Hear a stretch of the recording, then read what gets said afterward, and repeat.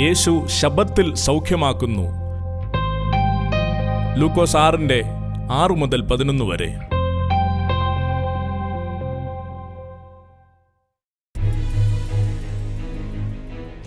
മറ്റൊരു ശബ്ബത്തിൽ അവൻ പള്ളിയിൽ ചെന്ന് ഉപദേശിക്കുമ്പോൾ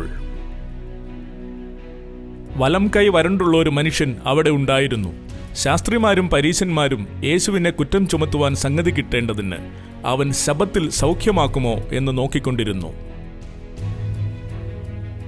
അവരുടെ വിചാരമറിഞ്ഞിട്ട് അവൻ വരണ്ട കൈയുള്ള മനുഷ്യനോട് പറഞ്ഞു, എഴുന്നേറ്റ് നടുവിൽ നിൽക്കുക. അവൻ എഴുന്നേറ്റ് നിന്നു. യേശു അവരോട്, ഞാൻ നിങ്ങളോട് ഒന്ന് ചോദിക്കട്ടെ, ശബ്ബത്തിൽ നന്മ ചെയ്യുകയോ തിന്മ ചെയ്യുകയോ ജീവനെ രക്ഷിക്കുകയോ നശിപ്പിക്കുകയോ ഏതാണ് വിഹിതം? അവരെ എല്ലാം ചുറ്റും നോക്കിയിട്ട് ആ മനുഷ്യനോട്, നിന്റെ കൈ നീട്ടുക. അവൻ അങ്ങനെ ചെയ്തു. അവന്റെ കൈക്ക് സൗഖ്യം വന്നു.